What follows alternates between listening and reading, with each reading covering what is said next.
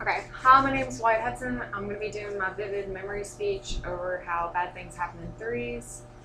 Back in April of 2012, I was at the WKU and I got a phone call from my mother's manager of her building because she owns a salon. It's called Sands and Shells. And she was telling me my mom's shop was on fire. And I hadn't heard from my mom all day, and I started freaking out, calling her, trying to get a hold of her. And I couldn't get her to answer, and I figured she was asleep, but it scared me. So I called her friend and got her to go out there and wake her up. And I was trying to leave the building at the time because I was scared that something happened to my mom. And we talked to a security guard, and we couldn't leave because somebody got shot on campus. So I cried and laid around and kept trying to call my mom and get a hold of her friends and get her out there. And finally, about 6 in the morning, they let the lockdown out because they found the guy that shot the other person, I assume. And I get a hold of my mom, and she's crying and everything else. And I didn't want to leave because I was upset and I knew I'd just make things worse. So I decided to stay with my boyfriend a little longer while I was up there anyway. And so the day goes on, and we go to Steak and Shake and get something to eat, and we're having a good time.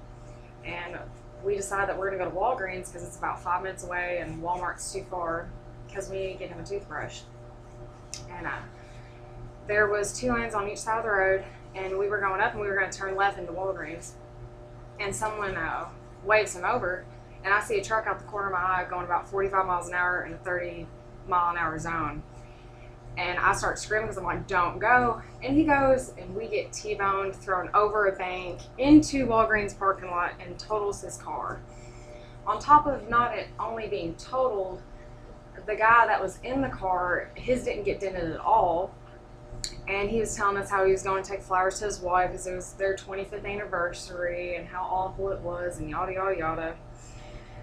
Then we get a hold of the police, and they come out there and they check on the car.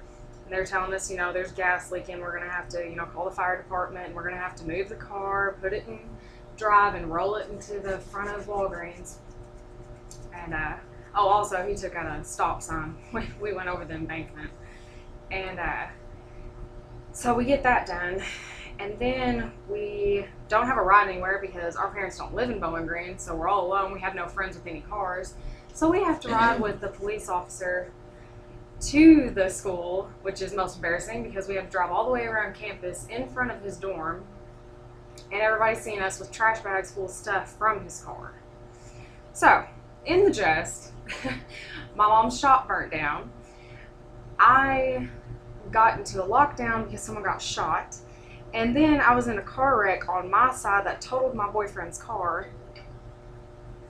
And the only good thing that came out of this is my mom now has a salon where I don't think it's going to get burned down anymore, and she's safe. Then.